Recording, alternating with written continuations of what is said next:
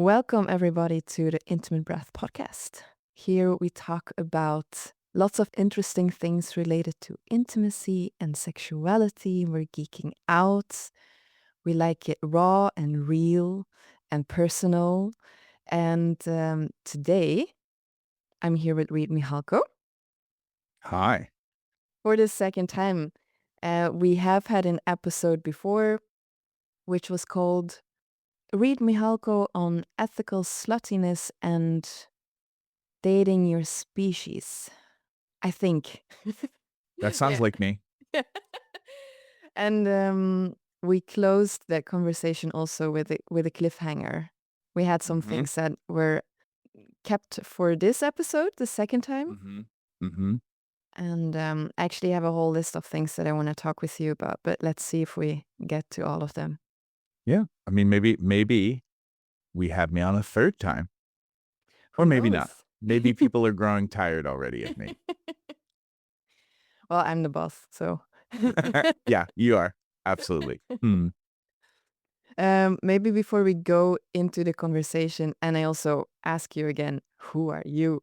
I just want to let people know if this episode is interesting to you, just share it with friends, comment, let us know how it landed in you. That's always helpful to keep on creating this kind of content if it's Yeah. valuable. Yeah. Mhm. So here is Reid Mihalko from readaboutsex.com. And I'm trying to imitate his sexy low voice that I'm not. Oh, you're doing great. Yeah, I'm doing my best. Who are you? Mm.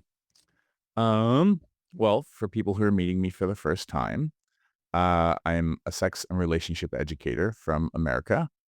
And I've been in this world for 20 years plus.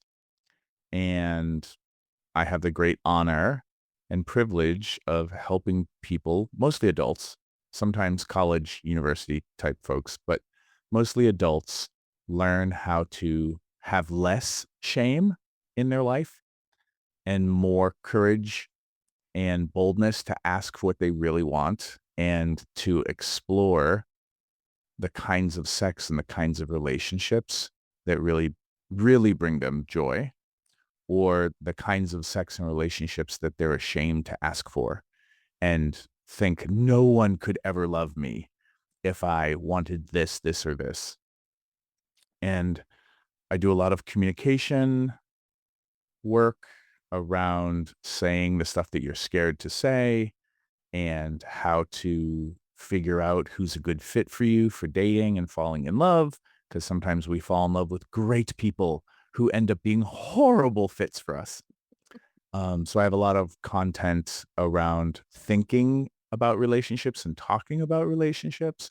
And then I also do a lot of show and tell workshops where it's about sexuality skill sets and how do you understand your own body and understand other people's bodies so you can be really great in bed and they think you're amazing Mm. and they want to sleep with you over and over again. And then, like, also, like, even things like how to have better group sex and threesomes and all the fantasy stuff. Mhm. I'm known for also helping people understand kink a little bit because I teach a class called Rough Sex for Nice Folks. But I discovered that he's actually not as kinky as he I'm thinks. not.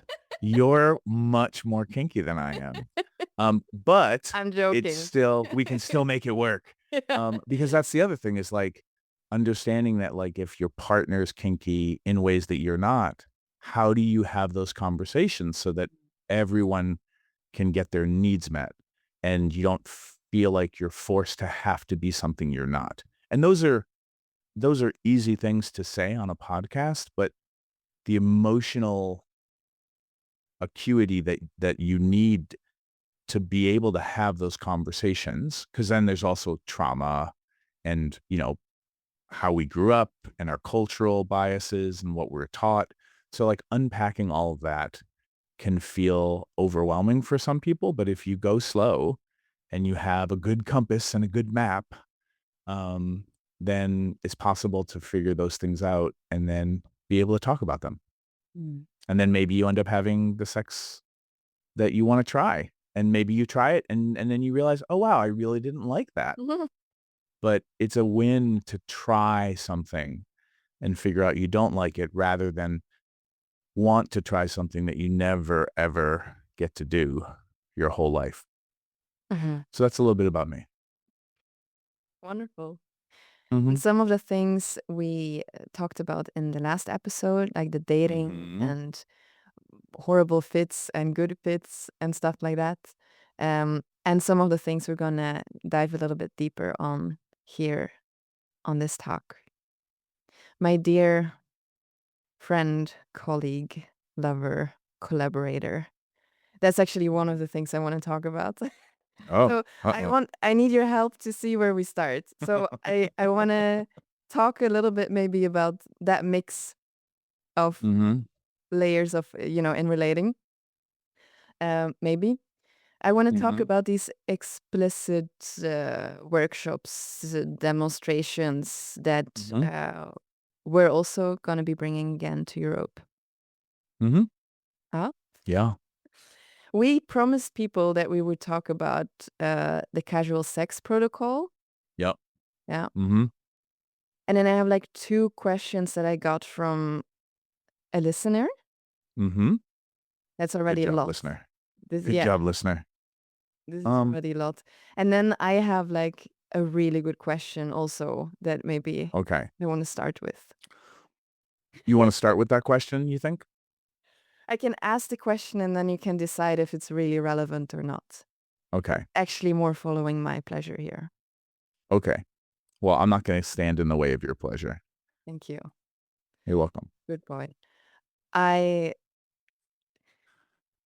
wonder Yeah. why you are here talking with me and what you like about collaborating with me.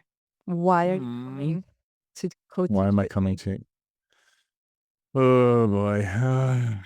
That's a great question. Um, let's do, um let's start with why. Um, well, I mean, for people listening to when this was recorded, I don't know if you know, but America is a shit show right now. So I'm very intrigued. This is the business version. I'm intrigued about teaching more in Europe because I I really don't know if I'm gonna want to stay living in America forever because it's just getting difficult for me to really be proud of my country right now. And I'm considering like maybe it's smarter for me to move. I don't know.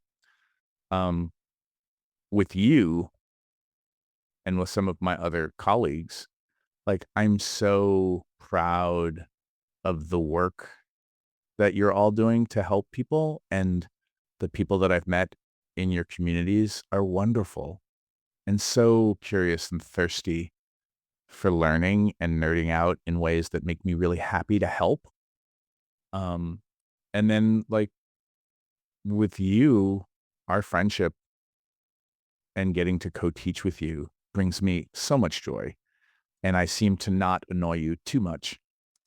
So that like watching you do what you do and how you hold space and how you help people is a turn on for me. Not just sexually, but just like I just am so proud to have you as a friend. And then the show and tell teaching that I love doing the most, like actually demonstrating explicit techniques so that people can see that what's happening. They can ask questions. You know, you and I are encouraging people to ask questions and like helping people learn how to have better sex by practicing Mhm. better sex. Um, so many people never get to have that kind of teaching environment because it's not hard to create that environment, but if you do it wrong, it really Mhm. it's not a good workshop. Um, because you're modeling for people how to give themselves permission, how to go slow, how to enjoy pleasure and also have it be clunky, Mhm. and like how you get good at embodying and integrating your ability to listen to your own body, find your words, your abilities to listen to somebody else's body and check in. And then like meet in that deep connection that is so vulnerable and scary for some of us. And also, some people have trauma. So you're also being present with people while their trauma might be there. And how do you hold space for all that? Like all those things that make for really healthy sex. Mm. You can't see it and experience it when you're watching porn, because porn's also an entertainment medium. But when I get to be a part of teaching that and showing people and telling people, here, come closer, like look at what's happening to my body or somebody else's body. So much healing and integration and context shifting happens or can happen in those rooms. And then my professional crush on you and getting to do those nerdy, hot, erotic things to help other people. Like, I guess that's kind of like a teacher, peer, colleague way of falling in love. Mm. And I love teaching with you. And then there's also my non-teacher relationship with you and our friendship and the crush that I tried to be really responsible with for all the years that we've known each other.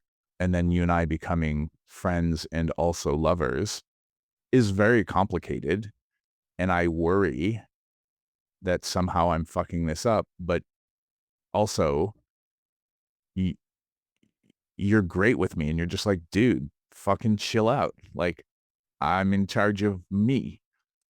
And so like that's really vulnerable and risky for me. And you hold that space, not to have you taking care of me because I'm not asking for that, but like I trust you that you're making choices that are good for you.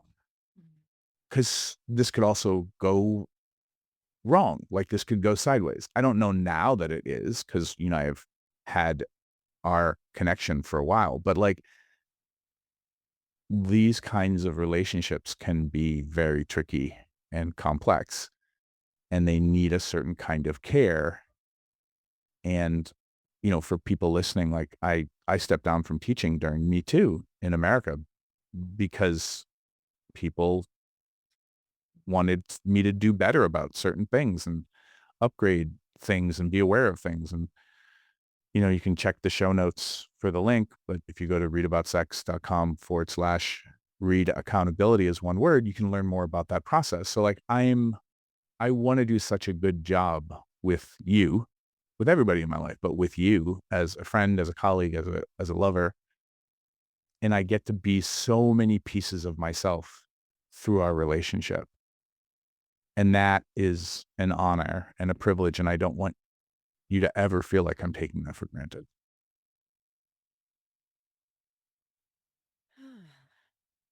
In Swedish, I would say herregud. You're also very good at putting me in my place and teasing me in ways that make me feel very seen. But Because you there's don't more. take any of my shit. I love that. But there's more. There's not only the herregud. There's the wow, I asked this question from a very playful, flirty place. And I actually feel really touched. And also amazed by how you're covering so many pieces already that I want to segue into. Yeah, but I feel mm, my chest a lot. Mm. Feel my pussy. I'm enjoying it. Thank you. You're welcome. Yeah.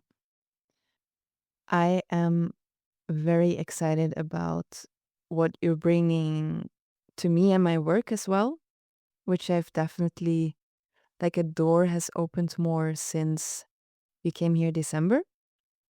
And that is really around this explicit space where we demonstrate and show.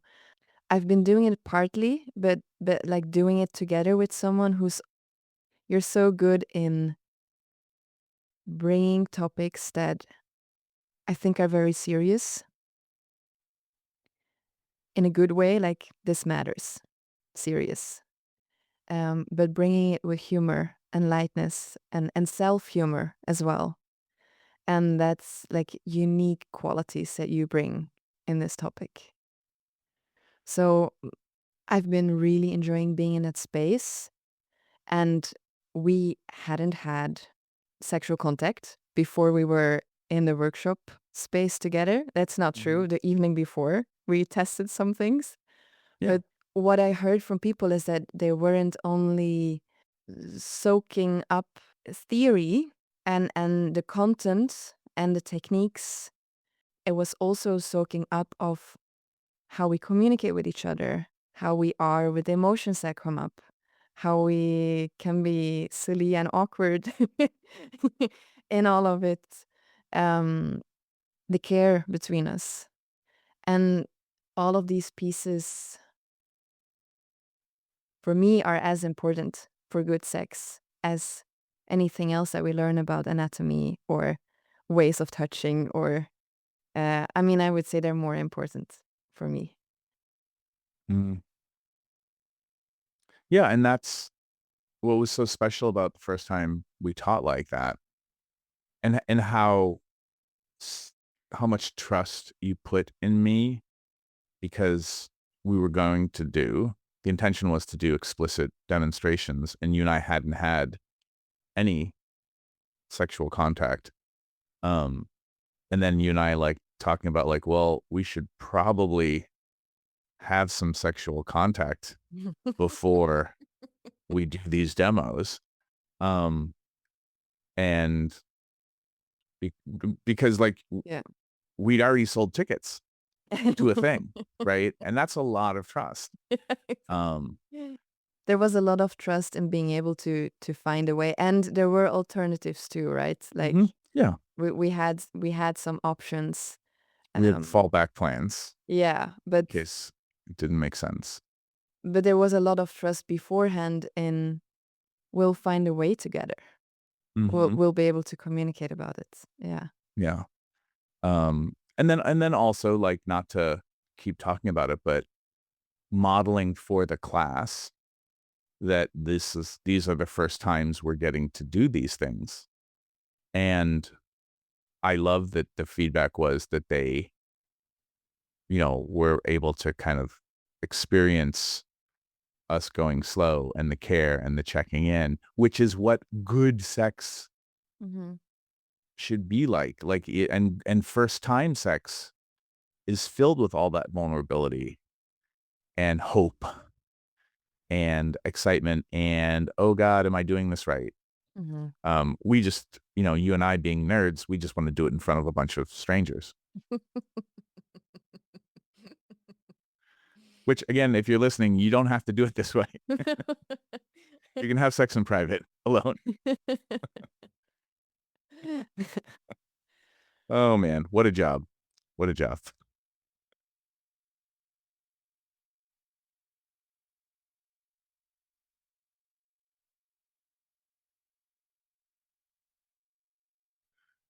I think it's interesting being a sex educator or working in this field Mhm, where there's a lot of awareness around, or ideally, there's a lot of awareness around power dynamics and participants and teacher. And I noticed that a lot of my best friends are colleagues. mhm, I noticed that those people that I want to invite on my birthday party that has like a sensual or sexual vibe, depending on what I want that year, are my colleagues and my friends. And a big, and I guess it makes sense. And I mean, my parents would definitely not have recommended to sleep with the people that you work with. Or to even be friends, close friends Mm. with the people that you work with. Yeah. And I mean, I have a different relating desire than my Mhm. parents have in Sure. many ways. You're also not working in kind of corporate job type situations, right? Where if somebody's a manager and has like you're responsible for somebody's job, Mhm. it's easier not to be best friends with them, Mhm. right? Yeah, And definitely so it's a big there's difference. yeah, and I would say that, HR, human resource concerns in Europe might be a little bit more relaxed or different, realistic than in America. Like it's nuts. Like you're not supposed to sleep with your coworkers, all these things that like feels useful, but also almost impossible to prevent completely because you spend all your time with these people. And of course there are workshop crushes and things like that. Mhm. Um, so like I get where your mom and dad are coming from. I get where my friends who work in corporate America are coming from. But at the same time, like if you were a musician, no one would say you shouldn't make music with other people. Mm. And I think for Yeah. us as intimacy nerds and sex educators, it does get fuzzier because you're not supposed to, am I not supposed to, have sex with my colleagues because they're really good at a thing and I want to learn that thing and them teaching me that thing basically means we're having sex. Like, what does it mean then? Mm. And there's so many different kinds of ways of having sex, right? Like if somebody's, if you're tying somebody up, you know, shibari and rope techniques and they're super turned on and you tie a vibrator to their inner thigh and turn it on and then they're having an orgasm. Did you just have sex with them? Mm. What is that, right? And that becomes very blurry line. I think actually that's a really good one to keep on remembering also when I say, sensual or sexual space. For me, that's very wide. For Mhm. me, that's sex, right? Um, there's a lot of clothes on activities. Yeah, like just um, cuddling and sharing vulnerably and eye gazing and doing that and holding space for each other and being, creating safe, connected, deep, intimate space. Mhm. For some people, that's all they need to start falling in love. Mhm. And you didn't even have sex, but now people are falling in love. And then what? Mhm. So it's all it's very complicated and I get it. And Yeah, I guess I'm also referring to what you shared earlier, where it's like you were speaking into, well, am I gonna mess this up? mhm, And there's no jobs at stake. We each have our own company. We can just, you know, move separate ways whenever something feels too uncomfortable. But but what's that about when you say that? the complexity part, Yeah, the oh, am I messing this up? um, what that means to me is, am I making choices? Uh, I mean, we're both making choices, but I'm the only one who can be in control of my choices, Mm. right? But am I making choices where the impact on you and me, and then also, there's my partnership with Allison, my other lovers. Um, am I making choices that you're gonna feel great about 10 years from now? That's how I think about it. What Like, about am I making Why is the focus on me? Why is it not you or at least us? Well, yes, I would like us both to be happy 10 years from now. Um, and I think what I'm describing is like I'm looking at it through my lens Mhm. of, and this is just how I think of it. Like there's a we in this, Mhm. but the simplest way for me to think about it is are you still gonna, I mean, this is really the people pleaser in me. Are you still gonna like me 10 years from now because of the choices we made this year? Mm. And that's, maybe that's very childlike of me, but sometimes making something simple helps give you a kind of compass. And so I'm trying to, and this kind of goes back to dating your species, like I'm trying to do my due diligence and do the best job I can to make sure you and I are gonna be happy with our interactions. And there's no way you can guarantee that. Like a lot of things could change, but the intention is that I'm coming from that place and I'm trying to be as aware about how complicated I'm making our lives. Mm. You're making your life complicated too, but like, do you thrive in that kind of complexity? Mhm. Would you be making choices like that with other people if I wasn't in your life? That can help a lot too, Mhm. because like if the only reason you're making these choices is because of me, Yeah. is that because of my charisma? Is it because of, you know, you're fawning, Mhm. um, you're, whatever. Like there's so many things to try to pay attention to and understanding that we can't predict or pay attention to everything. But generally speaking, would you be living this kind of life if I never showed up in yours? Mm. And that was part of what made it feel safer with me is like you were already teaching workshops. Like you're already in this realm. And then when we planned my first trip co-teaching with you, the question on the table was, well, what do you want to teach with Reid? Mm. And then we kicked that around and I, tried to be very responsible in saying like, well, we could do like explicit demos because I love doing that. And I believe I also copped to, and I have a crush on you. So there's that. But is my crush, would I be doing demos with you even if I didn't have a crush? Mm. And that helps me be like, am I being sneaky or am I being healthy and smart? And then we had a bunch of conversations about that.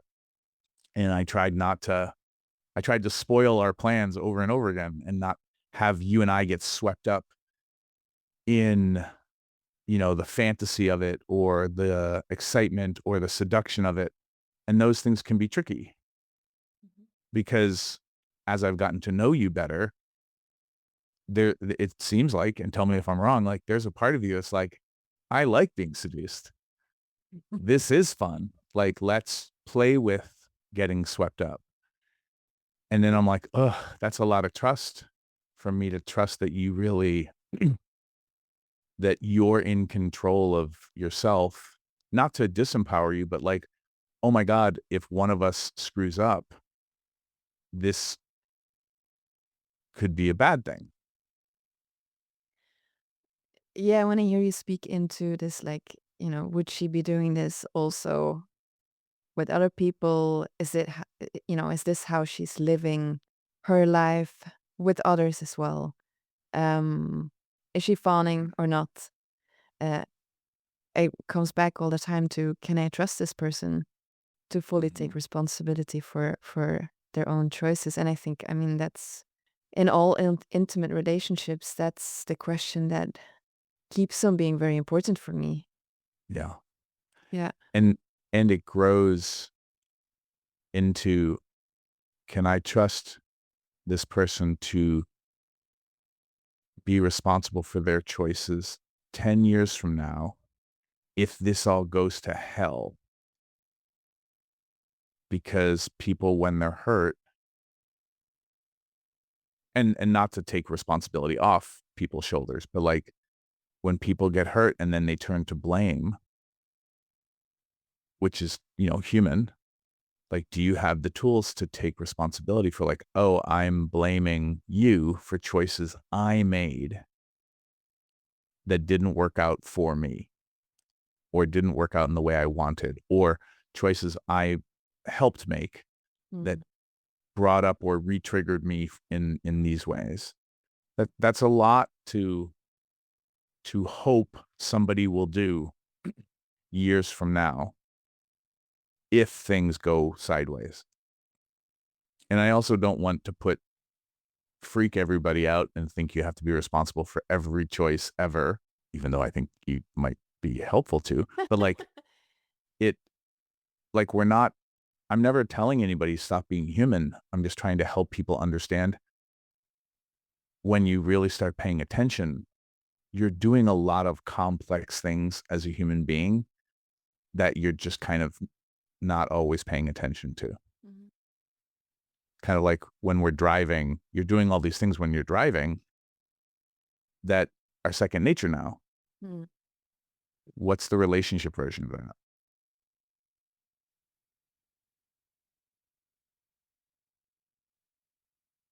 Yeah, there's like an extra level of awareness around, the extra level of responsibility I see you tend to take for the other. And I almost feel like if when I imagine doing that also with the person that I'm renting a space from and with the person that I'm just, there's so many types of relationships, people that I'm making choices with, Mhm. having conversations with. Um, it's basically just live, how can I be a good human? Yeah. How can I And impact every interaction in a good way? yeah, how do you leave the campsite better than you found it? Yeah. And it's not about being superhuman too, right? Because you renting a venue from somebody is not the same as you spending a long weekend with them and giving them some of the best sex they've ever had. And they just also happen to be starving for Mm, intimacy. And, the last 3 relationships they had were horrible sex and broke up horribly. And then you show up, this ray of sunshine and clarity, and you're a great communicator, and, you're compassionate, and, now you're not renting the venue from them, you're stealing their heart. yeah, exactly.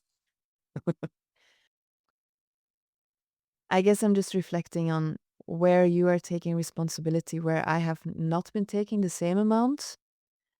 And I'm curious whether it's also a different perspective where I come from, where I've been raised where men are always going to want to take from me and I should be, you know. Yeah, there's one way to think of it too, like, you're you're not gonna get blamed for taking advantage of an older man, Or even, culturally. yeah. So if you broke my heart, or let's say, this won't happen, but, like, let's say that, you know, I felt like you ruined my marriage. Yeah. It Or c it's not going to be culture my fault. Yeah. Yeah, culturally, people are gonna be like, "What do you mean?" Like, There's "Reid, you're something the about, older man." yeah. So, I'm innocent. Like my sexuality is innocent. yeah, And I'm saying this with, I'm air laughing quotes. about it because obviously it's not no, or like not more than your Yeah. sexuality being innocent. But And for me, because this is also a conversation about harm reduction, I I'm hoping my impact on on everyone that I have connections with. I hope I'm not taking up too much responsibility because that's unhealthy. But at the same time, I hope I'm reducing harm even when I'm making or to, me and another person or people, we're making complex choices. Mm. And I think that we can't prevent everything from going sideways, but I think it's nice to at least be considerate of those things. Mhm. And then hopefully everything's great. Show the care. Yeah. Yeah. We're allowed to enjoy ourselves, and it's okay to have pleasure and have fun, and take certain, calculated risks. Um, because I wonder for me sometimes if what's really happening deep down is I'm worried if I enjoy myself, people will get hurt. Mm, mm, If I enjoy myself too much, I'm not paying attention, mm, and then people will get hurt. mhm. And it takes a certain kind of person to really show up and be like, "You know what? We're gonna have fun. We're gonna enjoy ourselves, and if we get carried away and somebody gets hurt, we'll do our best to show up for each other and fix it." Mhm. And I don't know about you, but a lot of people I've met, I actually don't trust to do that. Mm. They're trying to escape and run from stuff and not take responsibility. And so they're using fun to avoid things. And then when shit hits the fan, they don't want to take responsibility. Yeah. I mean, I sometimes find it so weird, but when I have like these relational conversations that are a little bit like tough to have with friends, with lover, with whoever, it's a bit of a turn on for me because it brings me, it's like it's intimate, it's close. There's like it's like a kinky discomfort also in it. And it feels really good to have people close that also have that, where we love the difficult conversations as well. And I think that's, for me, that's a sign of having people around that it's the whole package that they're really choosing for.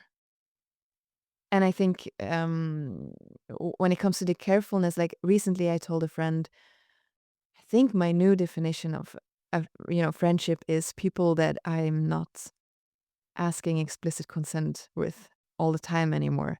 And I've just been noticing it's like I am also someone who's pretty careful with all the time checking in.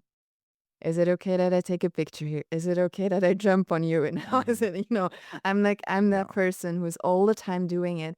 And and I feel good about that because it just calms me down also. Mhm.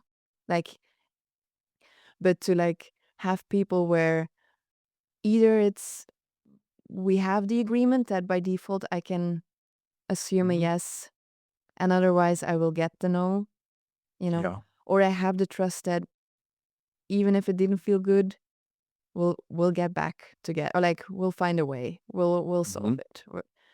Yeah. Um, People that I'm not scared to make mistakes with too, take some risks with. Um, and that was a fun way to look at friendship for me because it really is like that. Like I'm never gonna take a picture just like that unless I'm like, we've got each other. And we've got ourselves. Yeah. Yeah. And I think the way it used to be for other generations was there wasn't really that overthinking everything. It didn't mean people didn't care about each other. It's just that it was a simpler time. But also not. And now you just have a few more things to be paying attention to. And with your friendships, if this works for, people who are listening, like maybe one of your metrics for deep friendship is that you really do trust that they'll tell you if something feels off. So you can relax a little bit. Mhm. And again, like, a lot of people who are listening to this aren't sleeping with all their friends or cuddling and having deep eye-gazing, intimate, vulnerable conversations with. Mm. So some of the things that you and I are nerding out on and paying attention to don't necessarily apply to my brother and sister-in-law. Because when they go to a barbecue or, a cookout at their friend's house, Mm. they're not making out in the bathroom with their friend. Whereas with my friend group, somebody's making out with somebody somewhere Mhm. because that's part of how we do friendship, Mm. and do I need to check in with your wife about making out with you in the bathroom? Eh, No, actually, my wife would want to watch. So why are we hiding in the bathroom? Like, are we hiding in the bathroom because it feels fun, or like, can I go get my wife and will my wife watch? Like most people don't have those relationships. I mean, maybe a lot of your friends do, but my friends definitely. No, you're I don't always have people kissing on the gatherings that I go to. So Well, I'm not coming to your gatherings then. But I'm just saying, like, as an example for the podcast, like, some of the things that we're worrying about and paying attention to are because of the kinds of relationships we have. definitely, yeah. Mhm. Sex can bring up a lot in people. Like you say, you're touching hearts, you're touching Mhm. the wombs. It brings me to what we also promised people we would talk about, the casual sex protocol. So, we're also talking from a perspective where we want these connections in our life as long as feels good, as long as is possible. Mhm. And sometimes people want sex just for once Mhm. or for 3 times, for as long as they are on the island. Mhm. Or or they want a friendship and then they have just a few times sex, but then they wanna go platonic again. How do you do that? And that was one of the resources that you have for free still on your website that really intrigued me the first time I met you, which is years ago now, because I had no idea how to do that. Like, I just fell in love with everybody, and I wanted to have relationships with them all, and I didn't know how to take care of myself when it came to, casual sex. I never considered sex casual also. So tell us more. Um, so the casual sex protocols. So everyone can go to readaboutsex.com, REID, aboutsex.com /protocols. So, and then that'll bring you to, you can sign up to download the checklist. So the casual sex protocols are just ideas, recommendations, that help you think about what ways we can help each other not fall head over heels in love too quickly. Mhm. So it's really about delaying imprinting or falling in love. And for some people, it's also attachment style stuff. Because when you don't follow the protocols, Mhm. it's a lovely recipe for diving really deep with people in ways that maybe have them start falling in love Mhm. or getting attached. Um, Yeah, I really experienced it as lessons how my hormonal system works. Because these love hormones, they're like drugs, really. yeah, But yeah. So, mm, continue. yeah. And so the protocols talk about like how do you titrate or create some distance and gentleness with how much you're dosing Mm. on those love hormones and understanding that because everyone's different. So like having a sleepover and having sex in the morning or sex in the evening and then sex again in the morning for some of us is like, that's really great. Have a great week. I'll see you the next time we hook up. Whereas with other people, having a sleepover is a big deal. Mhm. Having great sex and then falling asleep next to somebody and then waking up next to somebody and seeing them breathing while they're asleep and just studying their face and just remembering the great sex you had last night and then having morning sex with them can be really vulnerable and really, flip all of those love hormone switches. And then all of a sudden, you can't stop thinking about this person the whole week. And you're looking at their Instagram and their Facebook over and over again. And then you start fantasizing about like, ugh, like maybe this is the one. And now you hook up with them again a couple of days later, same thing happens. And now you're going into dating this person mode and maybe falling in love with this person mode when you were trying to keep it casual. Mhm. Mhm. And so the checklist goes through a bunch of protocols or things that might help you delay some of that imprinting, or help somebody else delay that imprinting. I Mhm. can go through the list if you want, or we can just keep teasing it and then have people go and check it out. What would you like? I think we can talk about it, and then people that want all the things, Mhm. they can go have a look. Yeah. Which one do you think is your favorite? Or which one do you break all the time? First, I wanna bring in, like, people that have been coming to play parties as well, for example. Mhm.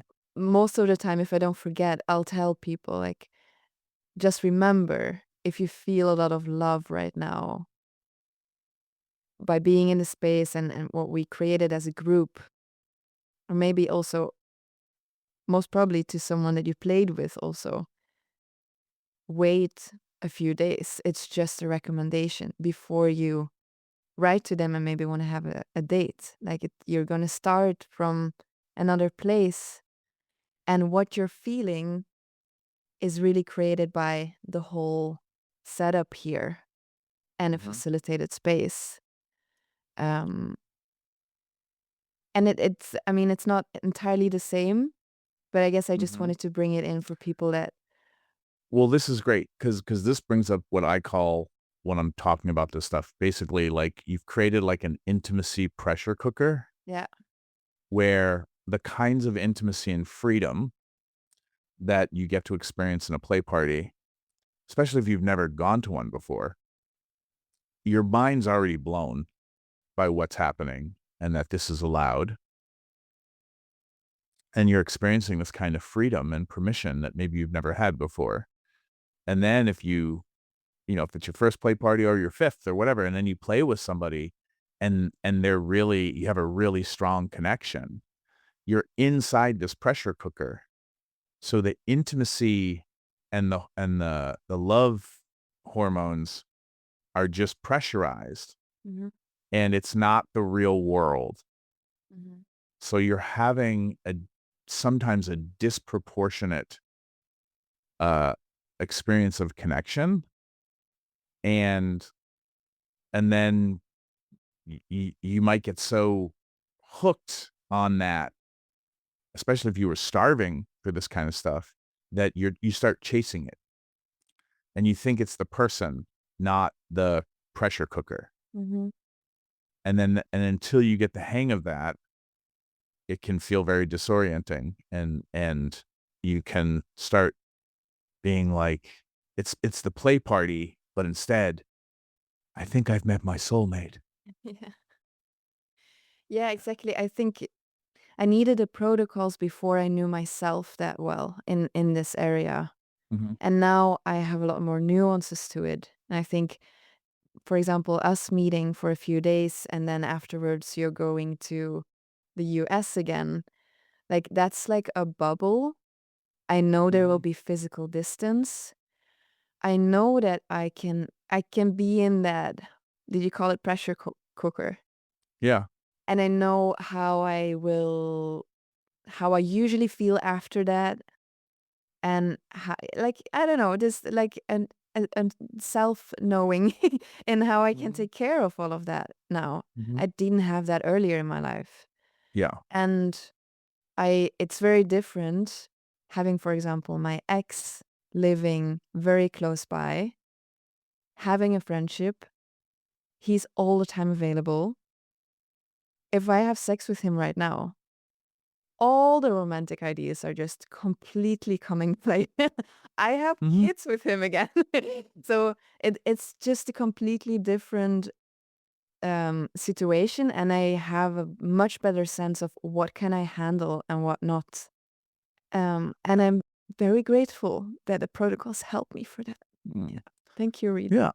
You're welcome. It makes me really happy because I needed those protocols because and also when I teach about these, um, that pressure cooker, I think some of us, it's like for people who scuba dive or are familiar with understanding scuba diving, this makes sense. But like you can dive really fast and go really deep, but you have to come up slowly if you're using scuba tanks. If you're free diving, it's a little different. But let's imagine we're using scuba tanks and we're going down. You have to come up slowly so you don't get the bends. And there's an intimacy love version of that. And some of us are basically what I call sea lions. Like we are seals or sea lions, and we are designed to dive really deep and then just pop up and swim away. And because that's our bodies. Whereas other people, they have scuba tanks on. And if they come up as fast as us, when we swim away, they are have the emotional bends and are in pain Mhm. uh, because we went too deep with them and came up too fast. So like for some of my friends, they know that they like diving deep and they know they have to come up very slowly. And then I learned I need to come up slowly with them Yeah. to help them detach. Because if I just swim away, it creates heartbreak for them Mhm. in a certain way. Even though we totally negotiated it was going to be like this. Mhm. Now, when I meet another sea lion, we're great because we both dive really deep and then we pop up and we high five our flippers and then we both swim away and we're happy to see each other again when we do. Mhm. Um, so if that kind of analogy is working for people, like, and it's not like you're broken if you're not a sea lion. It's just like understanding how different everyone is Mhm. with their needs. And then some of you get so good at connecting and you love so deeply that y- y- you are creating a pressure cooker with somebody just by how skilled you are at being present. And they don't know they're in a pressure cooker. And that's why they're angry at you for when you turn the pressure cooker off. Mhm. And if you think about all of your relationships that you've had and think about what had people angry at you, and then if you notice a pattern, this is how I started figuring it out for myself. Um, and then if you notice the people who aren't angry at you, again, this is coming from me being a people pleaser. And this is where dating your species grew out of this is like, oh, when I read Mihalko, create those love bubbles with other sea lions who are poly, slutty, they're not mad at me Mhm. for how deep we go and how quickly we come back up. They're not mad at me for me wanting more than one relationship and loving falling in love. And they're not mad at me for the kinds of sex I want to have and that I want to have lots of friends who are lovers. Mhm. So so figuring out if you could pick people who were more like you, air quotes, in ways where you're really good fits for the ways you like to fall in love.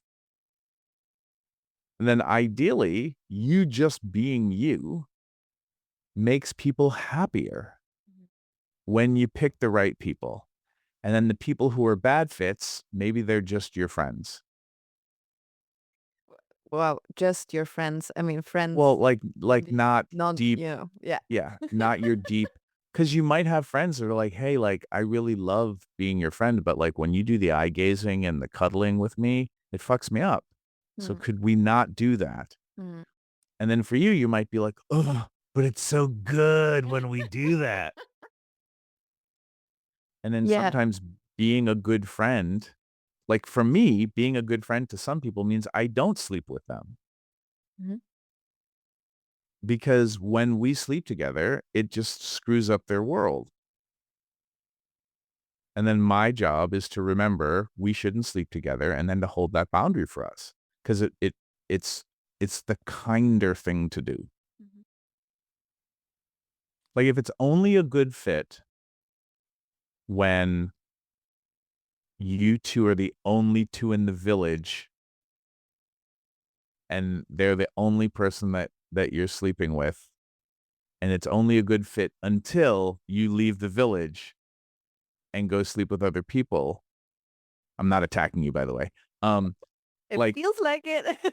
No, I'm but joking. I'm saying like it's if it's only a good fit when you two are alone Mm. and you're not living the rest of your life the way you want to live it, I would say it's probably not a good fit overall. We're on the same page there. Yeah. And that's hard. Mm. That's hard for people. Like, and I'm also telling, like, I want people to hear me. Like, I'm not saying you have to live and love this way. I'm just saying consider where the upset and the friction is coming from. And then are you at least dating or in love with somebody where you can talk about that friction and that upset and then have a conversation about it? Mhm. Or are you in a relationship where the minute you bring that topic up, everybody starts avoiding talking about it? I have 2 more questions, and I don't know if we have space for that. Well, let's see if we can cram them in. So, one of the questions was, how do you read? Keep all the aliveness, all the sensuality going in your relationships? Because you seem to be a person that really has that going very well. Well, I'll answer this one quickly, and you Yeah. tell me if it's not a good enough answer. The aliveness comes from, I think, when you're both getting to be the kinds of people that make you feel alive. Mm. Like when we're living in our self-expression, it's not always easy, but you're more alive than when you're being somebody you're not. So like if you love playing music, most of the time playing music with people probably makes you feel more alive. Mhm. So with my friends and lovers, when we get together, we're getting to be the kinds of friends and lovers we've always wanted to be. And so I'm with somebody who's also being with me the way I want to be. Mhm. So there's kind of a natural aliveness. Um, with some of my friends and lovers, like we love group sex, and we have a group of people who love group sex. And we're really good at having group sex together because we've been practicing with each other for a long time and we know each other's bodies. And so it's like music, like we're like a little band that gets to play and we're just thrilled that we get to do this together. Mhm. So it's kind of like that. Yes. I, as the judge of your answers, Life? Yes. I think this was a beautiful, beautiful reply. I do have a deepening, Sure. a deepening question. Um, like for me, when I'm thinking about like what are the practices like on a Mhm. daily basis to also take care of all of that. For me, it really comes down to knowing myself in what I need, Mhm. knowing myself in what I want, what I desire, and then also being able to bring that into the relationship in a Mhm. way that works well. Um, and I guess another step in there is like accepting my needs, because there's some needs that I'm like, oh my god, Lord, what would you say are your practices that you're doing on a daily basis to take care of that? Um, I mean, with my life, a lot of it is noticing when I'm scared to ask for something and, like and then just copping to it. Like, if I'm like, even in recording this podcast, I have a lover who's like, "Hey, I get out of therapy, on the hour, and we haven't talked in a bit." And I'm like, "Well, I can't because I'm having breakfast with another lover." And then I'm like, "Ugh, she's gonna be pissed at me for telling her that I can't call her." And so, like, I just have to be upfront about it and be like, "I can't call you because I have another obligation. I'll call you later today, and I just need to be scared, and maybe it'll be fine. And if it's not fine, we'll talk about it." But, like, always sharing what I'm afraid of as quickly as possible when I notice it, that helps me because then I'm really fostering a relationship where my friends know that I'm being truthful with them. And for me, that kind of being truthful is the thing that gets murky or sticky if I keep not speaking up. Mhm, So those daily practices for me are so much about sharing what I'm afraid of because deep down inside, like, my inner child part of me is like, "There's no way you could love me for me really being who I am." mm, Yeah, and that is so, like, alive for me. Um, and that doesn't sound very sexy, mm, but building those friendships where I can be that honest also means I can ask for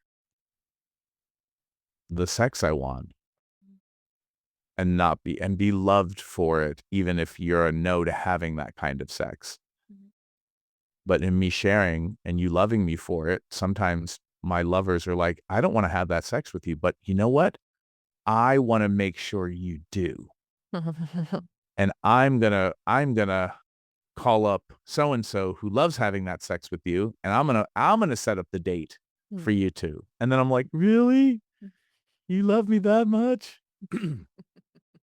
Yeah. And that's just weird. I mean, it's not weird. It's just friends, being friends to each Mm, other. mm. Well, and just in my world, there's a lot more sex with my friends than most people.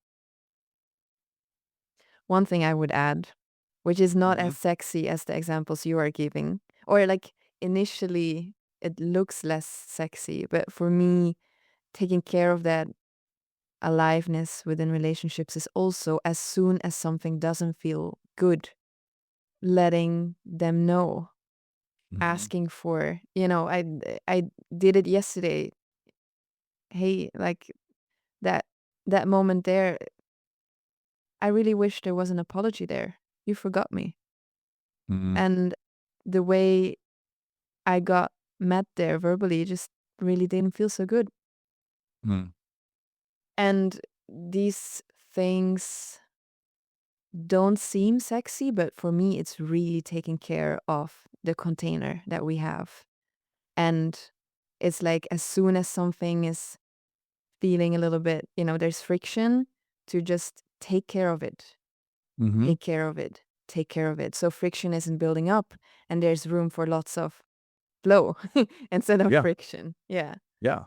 And it's the communication version of some relationship advice is like, do the dishes before you try to have sex.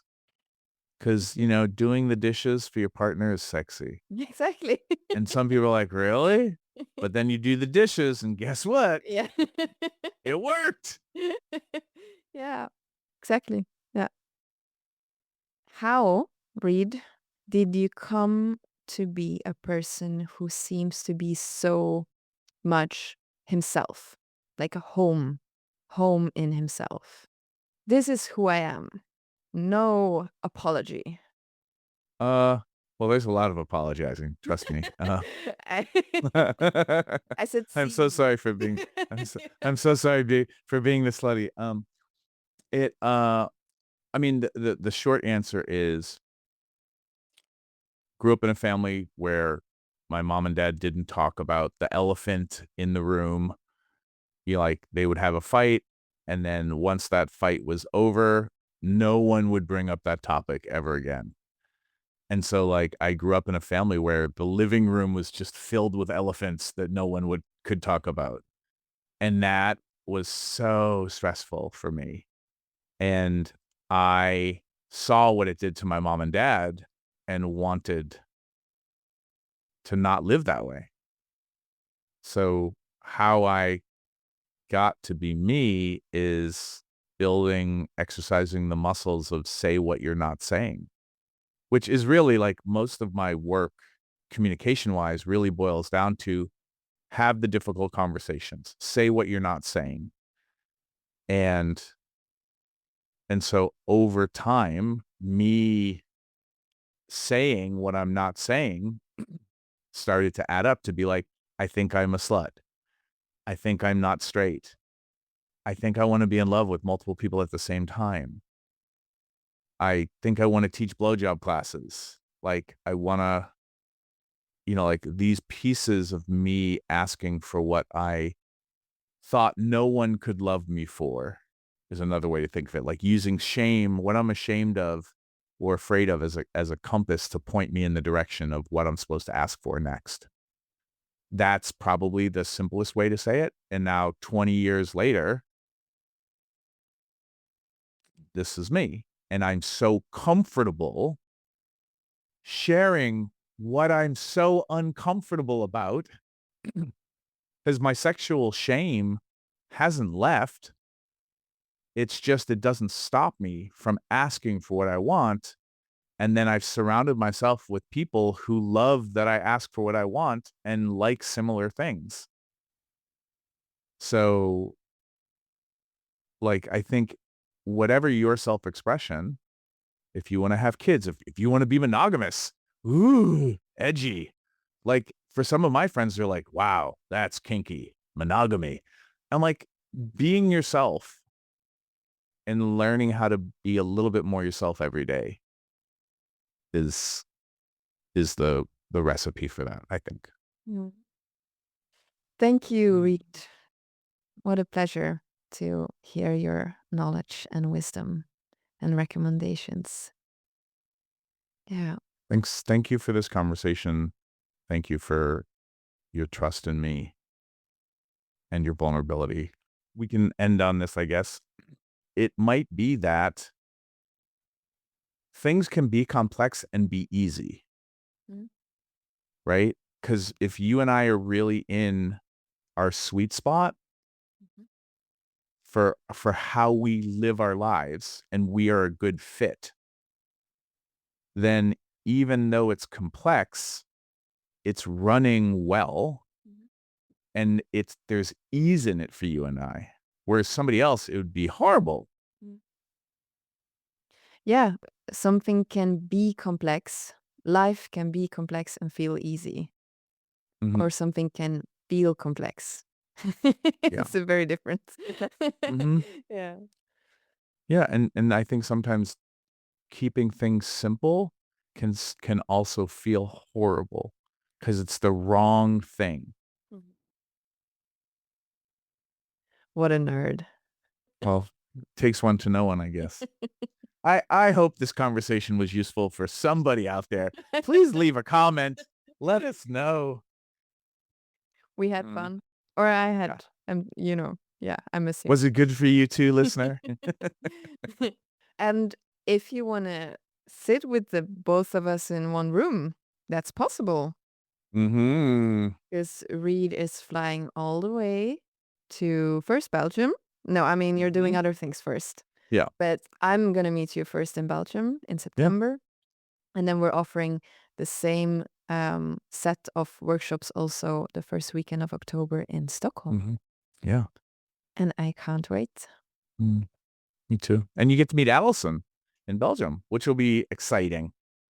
Alison is your husband, your wife, your Yes. I'm the partner? wife, she's the husband, it's clear.